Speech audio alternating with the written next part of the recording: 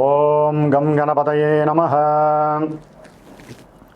ఓం జ్ఞానానందమయం దేవం నిర్మలస్ఫటికాకృతిం ఆధారం సర్వవిద్యానాం శ్రీ హయగ్రీవముపాస్మహే.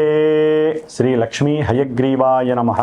జ్ఞానసిద్ధిని వీక్షిస్తున్నటువంటి ప్రేక్షకులందరికీ కూడా ఆగస్టు 17వ తేదీ నుండి సెప్టెంబర్ 17వ తేదీ వరకు కూడా సింహరాశిలోకి సూర్యుని యొక్క సొంత క్షేత్రము మరియు మూల త్రికోణ రాశిలో ఆయన యొక్క గ్రహ సంచార ప్రభావము, అలాగే ఈ యొక్క బుధగ్రహము దాదాపుగా కర్కాటక రాశిలో ఆగస్టు 21 వరకు ఉండి సెప్టెంబర్ 7 వరకు కూడా సింహరాశిలో రవితో కలిసి బుధాదిత్య యోగాన్ని, అట్లాగే తన యొక్క స్వక్షేత్రము మూల త్రికోణము ఉచ్చస్థాన స్థితిగతుడైనటువంటి బుధుడు కన్యారాశిలో సెప్టెంబర్ 7 నుంచి సెప్టెంబర్ 17 వరకు కూడా ఈ సంచరించే సమయము.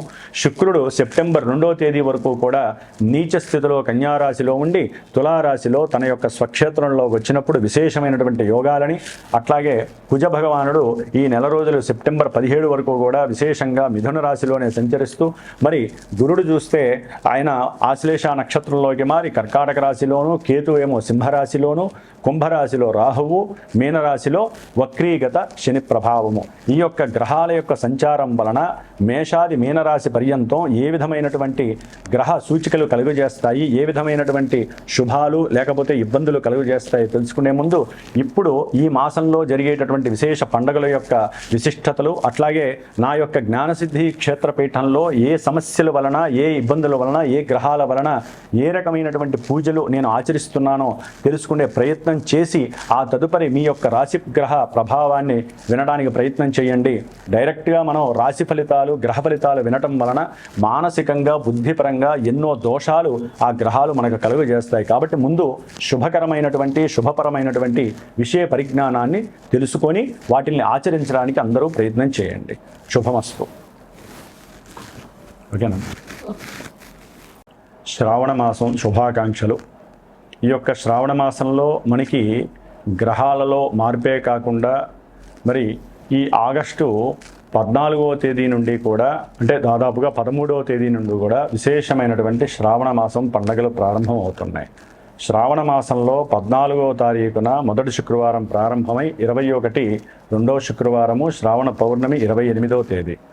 ఆ విధంగా 5 శుక్రవారాలు, 4 సోమవారాలు, 4 శ్రావణ మంగళవారాలు చాలా విశేషమైనటువంటి ప్రాధాన్యత స్త్రీమూర్తులకి సంబంధించినటువంటిది. దానివలన మాంగళ్య సౌభాగ్యము, అఖండ అష్టైశ్వర్యాలు, సత్సంతాన వృద్ధి, కుటుంబ వంశ వృద్ధి కలుగుతుంది. అట్లాగే మనకి 17వ తేదీన 17వ తేదీన నాగపంచమి, గరుడ పంచమి, అలాగే విశేషముగా సూర్యుడి యొక్క సంక్రమణం సింహరాశిలోకి జరగబోతోంది. అంటే తన ఇంట్లోకి తన యొక్క స్వక్షేత్రము మూల త్రికోణ రాశి అయినటువంటి సింహరాశిలోకి సూర్య భగవానుడు సాక్షాత్తు శ్రావణ మాసానికి ఆయనే అధిష్టాన దేవత. మరి ఆ మహానుభావుడు తన యొక్క సొంత ఇంట్లోకి వచ్చినప్పుడు అన్ని రాశుల వారికి, అన్ని నక్షత్రాల వారికి జరుగుతున్న దశ అంతర్దశలన్నీ కూడా అనుకూలించాలని ఆశిస్తూ, అట్లాగే శ్రావణ పౌర్ణమి విశేషముగా ఈ నెల ఆగస్టు 28వ తేదీన మరి అదే రోజున స్వామివారు మనకి జ్ఞానాన్ని భిక్షగా అందించజేసేటటువంటి హయగ్రీవుని యొక్క జయంతి, అంటే ఉత్పత్తి. అట్లాగే గాయత్రి జయంతి, వేదాలకి మూలము ఆవిడేనమాట. గాయత్రీదేవి యొక్క జన్మదినోత్సవం, అట్లాగే రాఖీ పండగ, అట్లాగే ఆగస్టు 31వ తేదీన సంకష్టహర చతుర్థి. మనకున్నటువంటి ఎన్నో వ్యాపార నష్టాలు, ధన నష్టాలు, అట్లాగే బుద్ధిహీనత్వం కలిగినటువంటి మాట తీరులో తేడాలు, వీటి వలన ఎన్నో ఇబ్బందులు ఎదుర్కోవడానికి ఆ యొక్క గణపతి యొక్క అనుగ్రహము లభించేటటువంటి శ్రావణ మాసం. కాబట్టి శ్రావణ మాసంలో ఇన్ని విశేషమైనటువంటి పండగలతో పాటుగా అందరూ తెలుసుకోవాల్సిన విషయము శ్రద్ధగా వినండి. ఎందుకంటే మేషాది మీనరాశి పర్యంతం విషయ పరిజ్ఞానం ఒకటైతే కనుక అసలు మనకి అంతరిక్షంలో ఏం జరుగుతుందో తెలియకుండా ఎంతసేపటికి భూలోకంలో మన రాశిది, మన నక్షత్రం ఇది, మనకి ఈ బాధలు జరుగుతున్నాయి అని కాకుండా ఏ గ్రహం వలన ఏ సమస్యలు కలుగుతాయి, వాటికి ఏదైనా పరిష్కారం ఆచరిస్తే శుభం జరుగుతుంది అని ముందుగా మనం అందరం కూడా ఆలోచించాల్సినటువంటి విషయం. ఈ యొక్క ఆగస్టు 2వ తేదీన కుజుడు వృషభ రాశిలోంచి మరి మిథున రాశిలోకి శత్రుక్షేత్రంలోకి ఆయన మారినటువంటి రోజు. ఆయన ఆగస్టు 12వ తేదీ అమావాస్య రోజున మరి పాప నక్షత్రమైనటువంటి రాహు నక్షత్రం ఆరుద్ర నక్షత్రంలోకి ప్రవేశిస్తాడు. అట్లాగే రాహుగ్రహము ఆగస్టు 2వ తేదీన అదే కుంభరాశిలో ఉంటూ తన యొక్క సొంత నక్షత్రమైనటువంటి శతభిష నక్షత్రంలోంచి ధనిష్ట నక్షత్రం, పాప నక్షత్రము, శత్రు నక్షత్రమైనటువంటి కుజ నక్షత్రంలోంచి మార్పు జరిగింది. అంటే ఇక్కడ మిథున రాశిలో ఉన్నటువంటి కుజుడు, అట్లాగే కుంభరాశిలో శని యొక్క క్షేత్రంలో ఉన్నటువంటి ఈ యొక్క రాహువు, ఇరువురు కూడా ఒకరి నక్షత్రం నుంచి ఒకరు మారటం, అంటే ఒకరి నక్షత్రంలోకి ఒకరు మార్పు జరగటం మన జ్యోతిష్య శాస్త్రంలో, అది 2 పాపగ్రహాలు నక్షత్ర మార్పు జరగటం అత్యంత శోచనీయమైనటువంటి విషయం. ప్రమాదకరమైనటువంటి ఇబ్బందులు కూడా కొన్ని రాశుల వారికి, కొన్ని నక్షత్రాల వారికి కలుగుతాయి. ముఖ్యంగా మేషరాశి, వృశ్చిక రాశి, మకర రాశి, కుంభరాశి, అలాగే మనకి మృగశిర నక్షత్రము, చిత్తా నక్షత్రము, ధనిష్ట నక్షత్రము, ముఖ్యంగా రాహు నక్షత్రాలైనటువంటి ఆరుద్ర నక్షత్రము, స్వాతి నక్షత్రము, అలాగే మనకి శతభిష నక్షత్రం. ఈ రాశుల వారికి, ఈ యొక్క నక్షత్రాల వారు కలిగినటువంటి వాళ్ళు, ఈ రాశుల వారు ముఖ్యంగా కుజమహర్దశలు. సింహరాశి వారికి ఆగస్టు 17 నుంచి సెప్టెంబర్ 17 వరకు కూడా వారి యొక్క జన్మరాశిలోనే సూర్యభగవానుడు ఇప్పటి వరకు ఎన్ని ఇబ్బందులు పెట్టినా కొంతవరకు ఊరట కలిగిస్తాడు. ఎందుకంటే తన యొక్క సొంత ఇల్లు అది సింహరాశి వారికి. ఆ యొక్క రవి సొంత స్వక్షేత్రంలో మూల త్రికోణ రాశిలో ఉండటం ఇంకా విశేషత్వం. కాకపోతే ఆ సూర్యభగవానుడు ఎంత బలంగా ఉన్నప్పటికీ మరి ఆయన్ని మింగేసి సూర్యగ్రహణాన్ని తెచ్చే కేతువు, రాహువు, వీళ్ళిద్దరి యొక్క సంయోగము, కలయిక. రవి కేతువుతో కలవటం మంచిదే, కానీ రాహువు కేతువులతో కలిసి ఉండటం అనేటటువంటిది ఆయన ఇంటికి ఆయనకి కూడా పట్టినటువంటి పీడ. కాబట్టి ఎవరైనా ఆరోగ్యపరంగా ఇబ్బందులు పడవచ్చు, ఉద్యోగంలో అవకాశాలు చేజార్చుకోవచ్చు, ఉద్యోగంలో పెద్ద అధికారుల వలన ఇబ్బందులు పడవచ్చు. ఆల్రెడీ వీళ్ళకి అష్టమ శని నడుస్తుంది, ఆ శని కూడా వక్రించి ఉండటం ఇంకా విశేషమైనటువంటి ఘోరమైన పరిస్థితులు.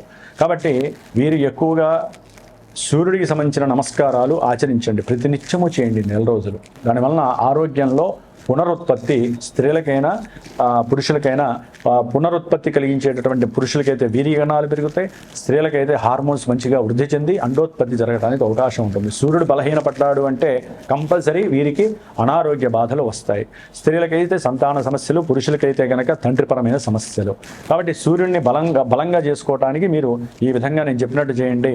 ఇంకా ఉద్యోగాదుల్లో ఇబ్బందులు కానీ, తండ్రి యొక్క ఆరోగ్య పరిస్థితుల్లో ఇబ్బందులు వచ్చినా, లేకపోతే ఉదర సంబంధిత దోషాలు ఉన్నా, లేకపోతే ఏ పని అనుకున్నా ముందు జరగకపోయినా, ఆ కీర్తి ఉన్నటువంటి కీర్తి పడిపోతున్నా, లేకపోతే మీ ఎవరికైనా సరే పెద్ద వాళ్ళు, అది పెద్ద వాళ్ళు అంటే రాజకీయ నాయకులు కావచ్చు, చలనచిత్రంలో వాళ్ళు కావచ్చు, క్రీడాకారులు కావచ్చు, లేకపోతే లలిత కళల్లో ఉన్నటువంటి వాళ్ళకి కొంచెం తీవ్రమైనటువంటి సమస్యలు వచ్చే అవకాశం ఉంటుంది. కాబట్టి వారు కంపల్సరీ ఈ రాహుకేతువుల యొక్క దోషము, కొంతమందికి అయితే కనుక వివాహపరమైనటువంటి ఆటంకాలు, అట్లాగే వివాహానికి సంబంధించినటువంటి ఇబ్బందులు ఎన్నో కలగడానికి అవకాశాలు ఉన్నాయి. సరైన సమయానికి డబ్బు అందకపోవటం, ఉద్యోగాల నుంచి వచ్చేటటువంటి పెన్షన్లు రాకపోవటం, ఉద్యోగంలో రిటైర్డ్ అయ్యి డబ్బులు రాకపోవటం, దాని ద్వారా వీళ్ళింట్లో వివాహాలు ఆగిపోవటం, పిల్లల యొక్క పిల్లలు, ఇట్లాంటివి కూడా జరగడానికి అవకాశాలు చాలా ఉన్నాయి.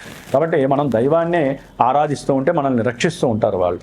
కానీ ఇదే సింహరాశి వారికి కుజగ్రహం అత్యంత రమణీయంగా, బలంగా వీరికి అఖండమైనటువంటి ఉన్నత విద్యాప్రాప్తితో పాటుగా మంచి గృహాన్ని కట్టుకునేటటువంటి స్థాయిని ఇస్తోంది. తల్లిదండ్రుల వలన రావాల్సినటువంటి ఆస్తులు ఏదైనా ఉంటే క్రయ విక్రయాదుల్లో తప్పకుండా వాటిల్లో మీకు మంచి ధనము వృద్ధి చెందుతోంది. దానికి అయిన వాళ్ళు కావచ్చు, స్నేహితులు కావచ్చు, మీకు మంచి ప్లేడర్లు దొరకడం కావచ్చు, ఇట్లా ఎంతో శుభకరమైనటువంటి విషయాలు, మీకున్నటువంటి ధైర్యము, సాహసము, ఈ పని జరిగిపోవాల్సింది అనేటువంటి స్వయంకృత నిర్ణయాలు మంచి లాభాన్ని కలుగజేస్తున్నాయి. ముఖ్యంగా ఒక గృహం కొనాలన్నా, ల్యాండ్ కొనాలన్నా ఇప్పటి వరకు ఎవరికి తెలియకపోయినా ఇప్పటికి 10 మందికి చెప్పుకునేటటువంటి పరిస్థితి ఎదురవుతోంది. దానికి మీ యొక్క స్వయం కృషియే ముఖ్యము. ఎందుకంటే కుజరాహుల యొక్క సంబంధం వలన కొంతమందికి వివాహ యోగం కూడా కలుగుతోంది. జన్మజాతకాలలో ఇవన్నీ సింహరాశి వారికి అన్నీ జరుగుతాయని కాదండి. అన్నీ జరిగితే ఇక ఆ రాశి వాళ్ళు అదృష్టవంతులే. మనకి జన్మజాతకంలో జరిగేటటువంటి దశలు, అంతర్దశల యొక్క వెయిటేజ్ మీద ఆధారపడి అవి ఎక్కడ ఉన్నాయి అవి ఇస్తేనే ఇస్తాయి. ఏ జన్మజాతకంలో ఏ కుజుడో బాగున్నాడండి, ఏ చతుర్థానికో ఆయన లాభానికో ఆధిపత్యం పడితే ఇక్కడ ఆ భూలాభము, గృహలాభము, శత్రువులతో జగడాలు లేకుండా వాళ్లే మిత్రువులు అయిపోవటము, రోగబాధలు తీరిపోవటము, రుణబాధలు తీరిపోవటము, అట్లాగే అఖండమైనటువంటి ధైర్యం వృద్ధి చెందడం, అవతల వ్యక్తులతో మంచిగా మాట్లాడి కావలసిన లాభాన్ని చేజిక్కించుకోవడం, అయిన వాళ్ళతో చక్కగా కుటుంబీగా అంటే తల్లిదండ్రుల బంధువులతో దూరమైన వాళ్ళు చక్కగా కలిసి మంచి విందు వినోదాల్లో పాల్గొనడం, ఇవన్నీ జరగడానికి అవకాశం ఉంటుంది. విద్యావంతులు ఎవరైతే దూర ప్రాంతాలకు వెళ్ళి చదువుకోవాలి, లేకపోతే అక్కడ ఉద్యోగాలు చేయాలనుకున్న వాళ్ళకి చక్కటి అభీష్టం నెరవేరుతుంది. మీ చదువు అంత చక్కటి చదువుకున్నటువంటి వాళ్ళకి ఇది ఒక విదేశీయాన ఉద్యోగ యోగంగా కూడా కనబడుతోంది. అనుకున్న ప్రతి విషయంలో లాభము, అప్పు ముట్టాలన్నా సరే మీ మాటలకు కరిగిపోయి అవతల వాళ్ళు సహాయం చేసి మీకు అప్పిచ్చే పరిస్థితి. ముఖ్యంగా బుధుడు ఈ యొక్క రవితో కలిసి ఇక్కడ ఉండడం ద్వారా విపరీతమైనటువంటి డబ్బు మీ యొక్క సమయస్ఫూర్తి కనుకోండి, మీరు పడే కష్టాన్ని కనుకోండి, మీకు ఉద్యోగంలో ప్రమోషన్స్ వచ్చి కూడా జరగడానికి అవకాశం ఉంటుంది. కొంతమందికి రవి బుధుల యొక్క కలయిక బుధాదిత్య యోగంగా సంప్రాప్తిస్తోంది. అనుకున్న ప్రతిలాభము కలుగుతోంది. సెప్టెంబర్ 7 తర్వాత అయితే ఇక ధనమే ధనము అని చెప్పి అనుకోవచ్చు. ఎందుకంటే సెప్టెంబరు 7 తర్వాత ఈ యొక్క బుధుడు తన యొక్క స్వక్షేత్రము మూల త్రికోణ రాశి ఉచ్చక్షేత్ర స్థితిగతుడై విశేషమైనటువంటి ధనలాభాన్ని, కుటుంబ సౌఖ్యాన్ని, స్నేహితుల వలన ధనలాభాన్ని, వ్యాపారంలో వృద్ధిని కలుగజేస్తాడు. శుక్రుడు మాత్రము కాస్త కుటుంబంలో కొన్ని సమస్యలు, మాట విద్వేషాలు కలుగజేస్తాడు.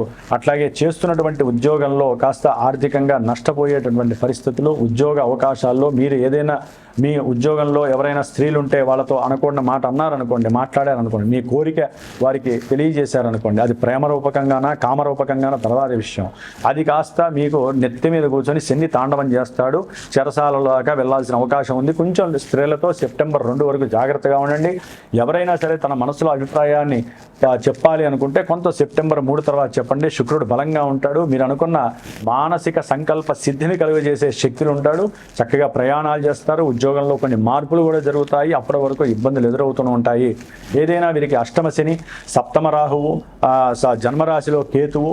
కాబట్టి ఈ విధంగా రాశ్యాధిపతి రవి బాలేదు కాబట్టి తప్పకుండా నేను ఏదైతే పూజలు మీకు తెలుపబడి ఉన్నానో ఆ పూజల్లో పాల్గొనే ప్రయత్నం చేయండి. లేదా మీ యొక్క జన్మజాతకంలో అసలు లాభించేటటువంటి దశలు జరుగుతున్నాయా, ఇబ్బంది పెట్టే దశలు జరుగుతున్నాయా తెలుసుకోండి.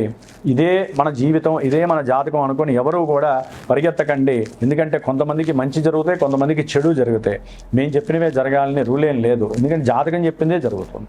కాబట్టి జన్మజాతక పర్యవేక్షణ చేయించుకోవడం అనేటటువంటిది ఉత్తమ లక్షణం. ముఖ్యంగా ఈవెంట్ వైజ్ వివాహమా, విదేశీయానమా, లేకపోతే ఆర్థికపరమైన సమస్యల, కుటుంబంలో భార్యాభర్తల మధ్య అన్యోన్యత లేదా, ఈ విషయాలు ఎందుకు జరుగుతున్నాయని తెలుసుకొని దానికి తగ్గ పరిహారాలు చేసుకోవాలి. ఇది నామమాత్రపు పరిహారాలు. ఇవి కొంతకాలం మాత్రమే, మీకు 1 నెల 2 నెలలు మాత్రమే ఈ యొక్క ఫలితాలు ఉంటాయి తప్ప జాతకంలో ఆ ఫలితాలు విశేష యోగాన్ని ఇస్తాయి. మీరు లక్ష్మీ కటాక్షం కోసం సెప్టెంబర్ 2 వరకు కూడా అమ్మవారిని వదలకండి. లక్ష్మీదేవి కనకదార స్తోత్రాన్ని, లక్ష్మీదేవి దేవాలయానికి వెళ్ళి వస్త్రం పెట్టండి, అమ్మవారికి పూలు పెట్టండి, కుంకుమ ప్యాకెట్ దానం చేయండి. అట్లాగే శివాలయంలో చక్కగా నూనె 8 కిలోలు దానం చేయండి. ముఖ్యంగా అష్టమ శని కాబట్టి నా పీఠంలో నేను 19 రోజులు శనికి సంబంధించిన పూజ చేస్తున్నాను. మందపల్లి వెళ్ళి అభిషేకం చేసి హోమం చేస్తున్నాను. ఈ కార్యక్రమంలో పాల్గొనండి. మీరు చేయవలసింది చేస్తూ మంత్రబలాన్ని తంత్రబలాన్ని చేసే నాకు సహకరించిన నేను మీకు సహకరిస్తాను మంత్రబలంగా. కాబట్టి ఈ విధంగా సింహరాశి వారికి కుజుడు బలంగా ఉన్నాడు, ఉన్నంతలో రవి బలంగా ఉన్నాడు, శుక్రుడు బలవాలేదు, బుధుడు బాగానే ఉన్నాడు. కొంతమంది కొన్ని గ్రహాలు బాగాలేదు కాబట్టి వీళ్ళ యొక్క అనుకూలార్థమై జన్మజాతకాన్ని పరీక్షించుకొని అప్పుడు మాత్రమే సరైన గ్రహ పరిష్కారాలు చేసుకోవాలని నా యొక్క సూచన. ఓం నమో నారాయణాయ.